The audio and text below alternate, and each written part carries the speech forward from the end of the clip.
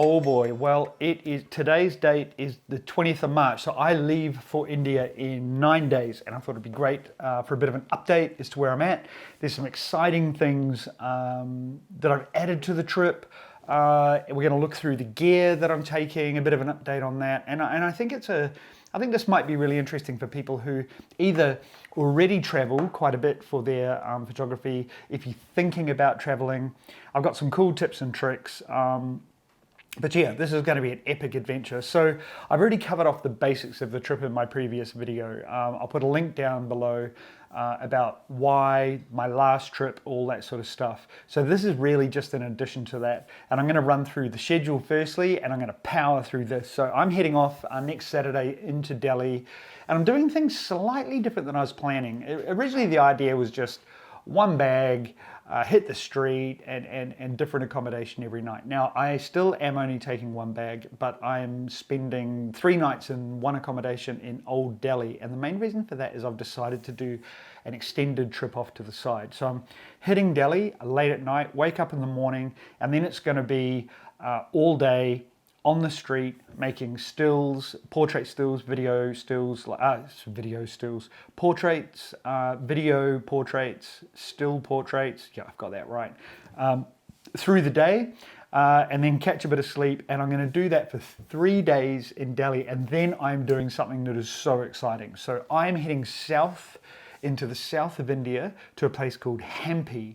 Now, I'm doing this by, I'm flying down. I looked at trains and stuff, but I'm there for such a short amount of time. So I'm flying from Delhi down to a place called Hyderabad. I'm spending a night there. Oh no, I'm straight on a train. I'm spending a day there doing my street project. Then I'm on a train down to a place called Hossapet, and then I'm getting a tuk-tuk for half an hour into Hampi. But here's the neat thing about this leg of the trip. Not only does Hampi look like an astonishing place, like so much of my India stuff this trip, I saw Hampi with a Gabriel Traveller. He's been there many, many times, and I'm going to put all sorts of links to his videos. If you want to see the most astonishing place and learn a bit of history about it, Gabriel nails it. But the reason I'm so excited about going there is because it's so remote, there's very few people there, and it is going to be light painting gold. There are these crazy rock formations, temples everywhere that it looks like you can head into at night. It's going to be remarkable. There's a new moon, so there's going to be some astro, so it's going to be a little complicated. I'm taking a ball of light tool. It's going to be astonishing. So I'm staying there for 3 nights. And then I'm heading back to Hyderabad. Now, here's something that is, I think, just one of the beautiful things about this trip, about light painting, and to be frank, about the internet. I have connected with a woman named Meghana in Hyderabad. She is a light painter. She has a light painting business. Her Instagram is Paint the Dark. Now, she teaches light painting. She shares, and she just seems gorgeous and does a lot of light painting. And so she's been really helpful with me organizing this leg of the trip, tips and tricks, I had a mission booking the train. She told me this morning that she's actually going to come down. So I'm meeting her on my first day in Hyderabad. She's going to take me to some places. And then she's coming to Hampi for 1 night. She's going to come down. We're going to paint together at Hampi for 1 night, which is so exciting. But then what I'm doing is I'm going back to Hyderabad, and I've said to her, you have me for 1 night. Now, it would appear she is organizing a meetup, a bit of a photo walk with a bunch of light painting artists from Hyderabad, and I am so excited about that. How nice to be able to travel to a remote, what I think is a remote part of India, and do some light painting with some people there. So we're doing that for a night, then I'm back on the plane and back to Delhi, and back on the streets of Delhi for 3 or 4 nights, and then home. But it's going to be stunning. I am ready, that's for sure. Now, let's think about gear. So I have, I've decided on my equipment, on the bag, on the belt, on the camera, and the gear I'm taking. So look, let's take a look through that. I think you might be quite interested about how you fit 2 weeks of camera gear, underwear, socks, a memory into one bag for a trip. I know it's been fun putting it together. Let's go take a look. Well, imagine I'm on the streets of Delhi. This is exactly the rig that I am, well, it's actually the rig I'm going to be getting on the plane with, off the plane with. I'm not checking any baggage. So I thought what would be amazing is just for you to show me, just for me to show you what it's going to be like for me on the streets when I'm out shooting. And I'll talk you through the main idea. So the project has video and stills like we've talked about. And so let's imagine I'm on the street with my still camera. So the Q3, I have a strap for security, not just for, you know, getting hassled or whatever, but even if I just drop it. So I'm in the street making still content. And let's imagine that I want to flip over to the other part of the project, which is video. So what I do is I have the holster here, and I will get very quick at this, I think, but pretty quickly, just unclip from one, put one in there, over here, clip back on, close that back up, and there we go. So I'm straight into video kit.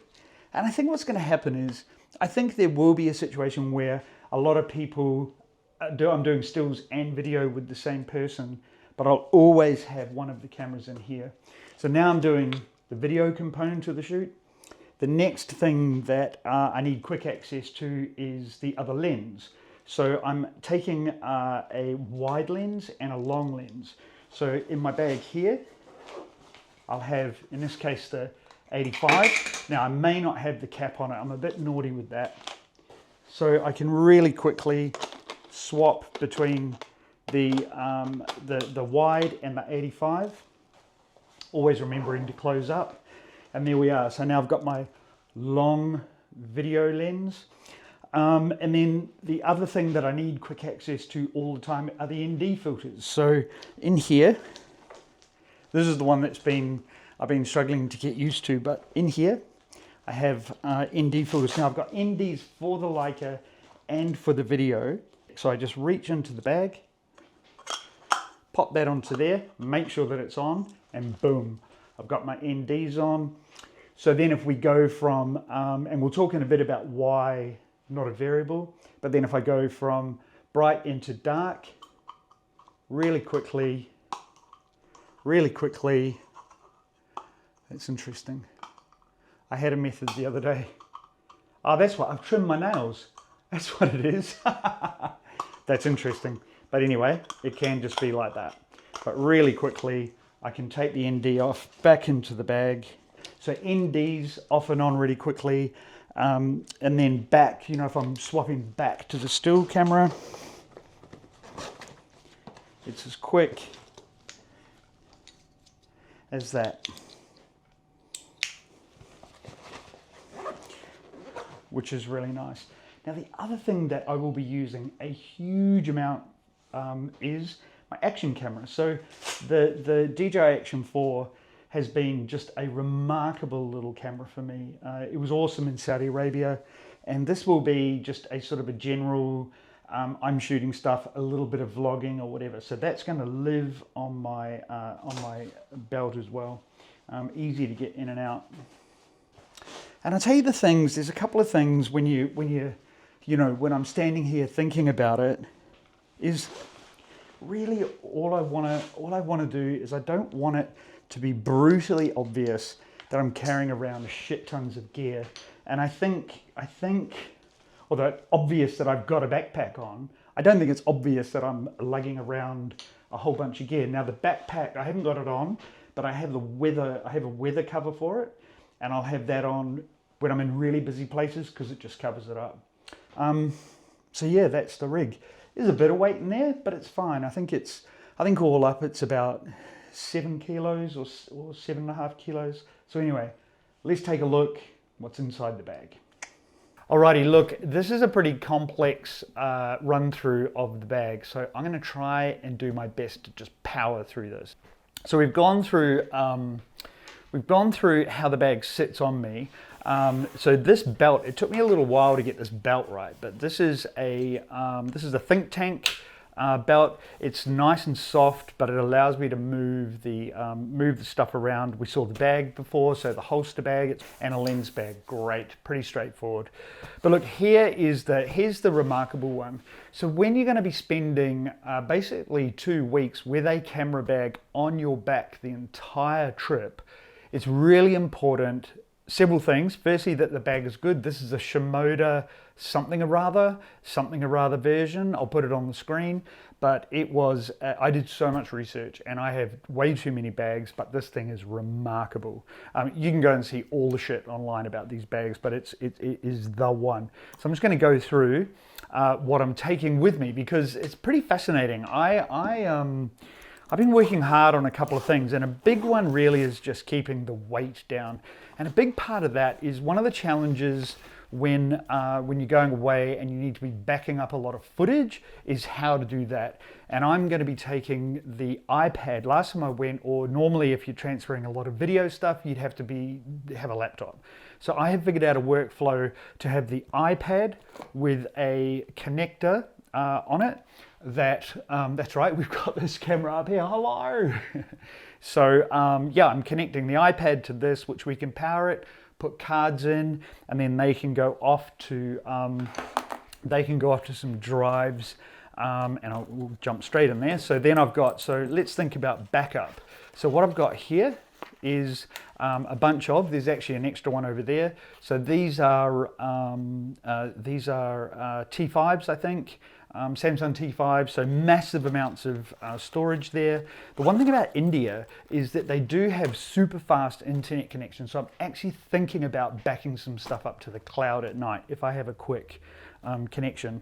The next thing I'm going to be doing is recording a lot of audio in the street, so we have some ambient noise. I'm shooting everything at 100 frames a second, so we don't get any audio on the camera.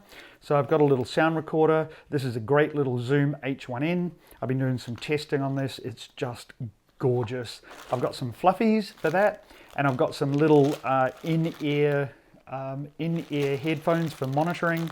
But one of the challenges with any field recorder, and particularly this one because it is so lightweight, is that it kind of gets noisy if you're holding it, even just your hand on it. So what I've got is a little Joby tripod here, and this has magnetic feet on it. So if I find somewhere cool that I can just stick it on, that's perfect for that. So that's recording sound, which is very cool. What else have we got? Okay, so I've got, let's talk about memory. So I am taking a lot of memory. I'm shooting 100 frame a second video and lots of it. So I am taking, these are my cards. There's one in the camera, but I'm taking 128 gig. Now, because I'm shooting 100 frames a second, they need to be V90s. So I've got a shit ton of V90s and a whole lot of still cards as well. And then tucked under here are a whole bunch of micro SD. So basically I am taking all the memory in the world with me to India, which is great. And then my workflow is I have this one here, which is another case. So when the cards are full, they go in here. Real simple, in theory, super safe. Batteries, right. So this is an interesting one because what are batteries? Batteries are heavy, right? Now, the other thing about shooting 100 frame video on the Sony camera is it drives energy hard. So I am taking probably five Sony batteries with me. I've got a little 3D printed case in there. If they're this way, they're alive, and if they're that way, they're dead. So I'm taking those. Then I'm taking 3 Leica batteries, and I'll tell you why that is. So I purchased some power banks for Saudi Arabia. So I've got these things, which are, I'm just going to be frank with you. I got sort of sold these that were small and compact to take to Saudi. They were shit.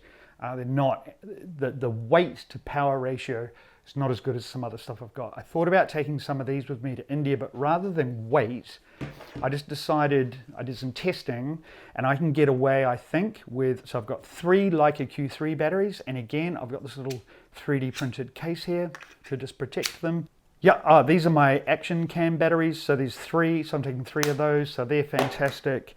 So let's talk about charging. So I have a scenario where I get up early in the morning, I'm shooting through the day on the street, and then late into the night. So my goal is to be maybe shooting 12 to 18 hours a day. So this is what I imagine. Shoot through the day, decide to stop somewhere for lunch, and if I need to charge some batteries, it's complicated because I've got the two Leica batteries, I've got the Sony batteries, potentially the action cam batteries, and things get complicated. Now I have a adapter, right? And I'll talk. This is quite complicated, this thing, but I bought this adapter. You always have a travel adapter. So it plugs into an Indian type plug, but then what it has is it has USB, USB-C, and USB adapters. So I can plug in some of the power things, but I could charge the cameras through USB-C, but it is slow. So here's my workflow. This is very cool actually. So I can plug the USB-C in to do some things. So I have my power adapter. It was a bit of a conundrum. Because I'm going to be charging a lot of stuff, you need 100 watts. So basically this is 100 watt, so it will allow everything to charge. And then what I've got is this bad boy here that I got for Saudi Arabia. So I plug this into the wall, then I plug that into there, and it has my Australian plugs on it. And then I have my Sony, this thing is incredible, the Harnell charger. So I can put two Sony batteries in this. It's a little bit heavy, but it is fast. So this charges super quick. And then I have the Leica charger here, and I plug that in. And so in theory, while I'm having lunch, I can have 100 watts of grunt happening, and if I need to back anything up. And then at night, when I'm in a room, I can back it all up then as well. Now, by the nature of transferring, you know, maybe 200, 300, 400, 500 gigabytes of video a night, off cards and in onto drives, the iPad will be just sucking juice. So I need to be charging that as well. So that is charging and power management. The challenge with all of these things is this stuff has weight. So I have developed a system that is, I think, is the lightest possible solution. And as you can see in the bag, it's also very space heavy. It takes up a lot of space. So I have this whole section of the bag here. It's not as tidy as it was just before. An 18650 charger as well. So over here is all my charging stuff, which is great. All right, what else have we got in here? I've got a torch, so I'll be taking a Hank light with me, which is probably the most compact, powerful little torch that I can imagine. I'll be using that for focusing in bits and pieces. There's a lens cap in there. I'll be taking a shoulder strap for the Leica in case I do just go for a little wander with that. Now, cleaning stuff. It's super dusty over there in the streets. I'm going to be swapping lenses all the time, so I do need to be able to be cleaning stuff. I'll be taking some sensor cleaning, some lens cleaning stuff.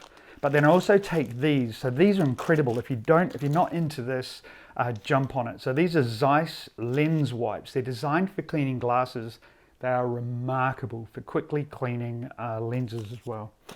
So lots of cleaning stuff. Obviously a rocket blower, which is the one when you're changing stuff. The other thing I have in here, and I didn't do this last time I went to India, is when I'm on the street and I'm making these portraits and video portraits, I want people to be able to really quickly connect with me or see the content that I'm creating. So this time, I didn't do this last time, is I've made these little cards. I've got a little holder there that I 3D printed. And what these are, these have just QR codes. So it's got my website on one side and then my Instagram and YouTube on the other side. And what that means is when I'm on the street and if we've connected and I've made a portrait, I can just quickly give that to you and you're away. One of the things about India is people are super connected. Everyone has a phone and everyone has an internet connection. Wicked. So that is the fundamental main body of the bag. When I'm traveling, the Leica will sit in here. So that has a little slot there. All my batteries and stuff go in here. So I'm just going to repack this actually. And then I'll show you another cool thing. So audio. It's pretty tight. I have designed this. Okay, it's a bit untidy over there, but that's okay. So you can see pretty quickly that I have, I've kind of mucked up the bit over there, but here we go. So that there is the main body of, so that's all of my camera equipment. Look at that. tucked into that little other iPad goes in here, like that. And there it is. Super compact, super tight. Okay, so I have decided that I'm gonna do some ball of light work when I'm over there. So let's take a look at that. Let's look at the other section of the bag. So I have, in the front here, what do I have? On the side, well, let's look at this. So I have purchased the most remarkable little tripod. So this thing is simply incredible. It is a Leo Photo tripod. It is, I replaced the head. Here's my scales. It came with this head here, which is a beautiful little compact head on its own. But what I did is I took that one off and I've put this other head on here. I'll tell you how much this thing weighs. It's bonkers. And it is super, super astonishingly compact. Let's put that on there. So all up, including the head, is under 1 kilogram for a tripod. And more importantly is that a lot of tripods that are compact like this are just shit. And so I've been doing heaps of testing, going out. We went down the beach recently, so I was on rocky sort of surfaces, and it was incredible. And I'll show you why it's so good. So the other thing I did is the Q3. As soon as I put an Arca Swiss plate on it, it blocks the card and the battery slot. So I bought this adapter out of Hong Kong, which has a beautiful grip on it, which is good for me because I've got big hands, but it has a built-in Arca Swiss plate. And this tripod has the tiniest little head on it that I put on it. And check this out. So this, because the Leica is so lightweight, look at that.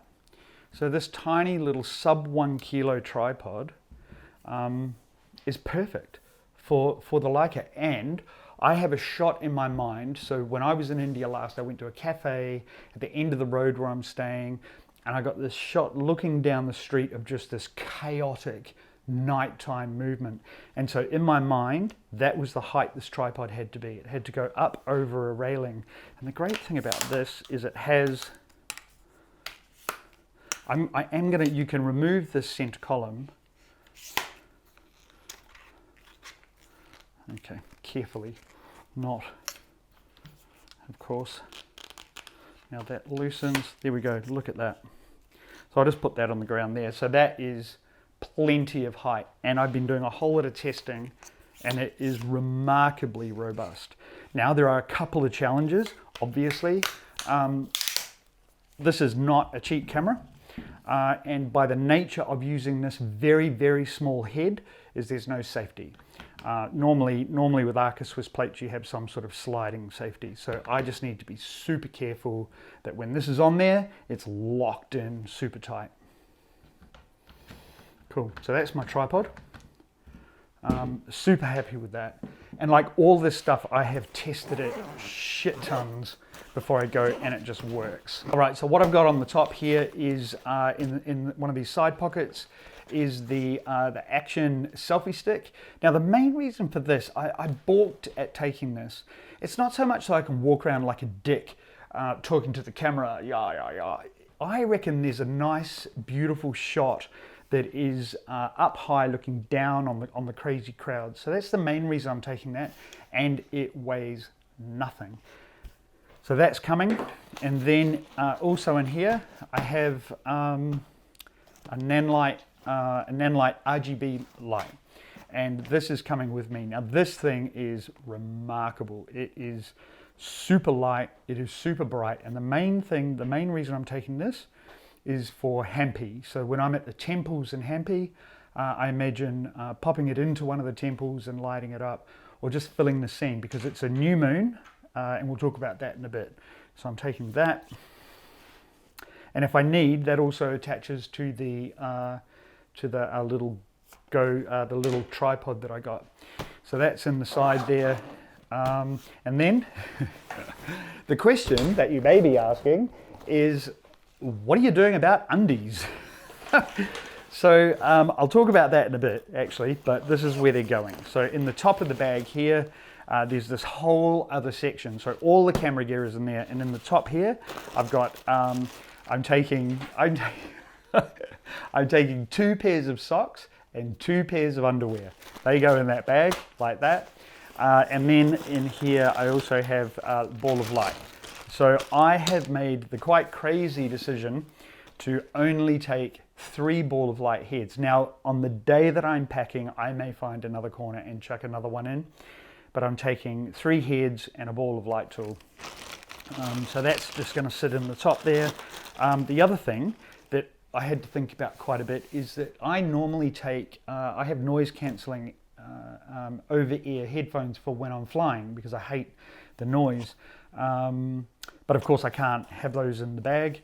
So I've got these, which are a pair of little Sony in-ear noise cancelling headphones. Tiny bag, perfect. So they're going to go in there. Now here's the cool thing actually. I don't know if you can see that, but there is still quite a solid amount of room inside the top of here. So I may extend out to 3 pairs of underwear. So there we go. See how that goes. And then what we have is in the front here, I have a spare t-shirt. So I'm taking 2 t-shirts and a long sleeve top. So I've decided that they're just going to slide into there. That is the laptop slot. So check that out. They just go into there like that. I checked the weather and I nearly didn't take a long sleeve top, but the main reason I am is that it's going to be a new moon in Hampi, which means the camera is going to be hypersensitive and my white arms can be a challenge. And then there's one more slot in here, and at the moment there is nothing in there, but I think that's where all my travel documents and stuff are going to go. So there we go. So that's the bag. So with I'm just going to pop those over there and that over there, because you can imagine them being attached.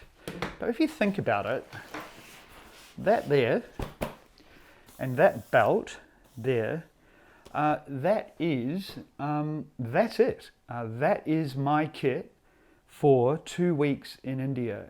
My clothes, all my camera gear, all my everything, backing up, processing, the whole thing, and it is going to be spectacularly achy. Now, if you have any questions at all about the gear, settings, and defilters, any of this equipment, the bag, in the comment section below, ask me a question. I respond to every single question that anyone ever asks me, and I'm happy to cover off any of that stuff with you. I don't think I've missed anything. The Shimoda bag is beautiful, absolutely beautiful, wicked. Yeah, so there you go. So you can see, pretty wild, hey, how I've kind of all got it into one bag. And I'll be honest with you, one of the biggest challenges really for me is that 10 years ago when I did this thing in India, I was a bit fitter. My body hurts a bit now, and I kind of know, I've done a couple of nights out testing with this rig, and I know that it's going to be a bit hard on my back, a bit hard on my feet, but whatever. I'm just going to take my time. And to be honest with you, right now, Hampi is kind of feeling like it's going to be the hero location. I'm probably not going to connect with you here on the tube about this trip until I get back. India, let's go. Namaste.